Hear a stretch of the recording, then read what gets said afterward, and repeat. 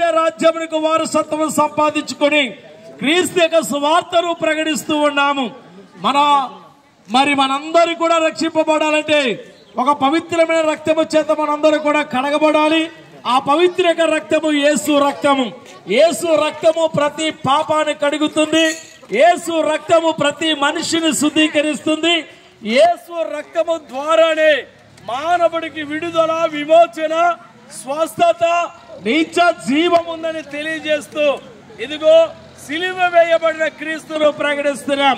ఆయనే లోక రక్షకుడు, ఆయనే నిజమైన దేవుడు, ఆయన తప్ప వేరొక దేవుడు లేడని మీ అందరికీ ప్రకటన చేస్తూ రండి, వినండి, పరలోక రాజ్యం వచ్చారండి.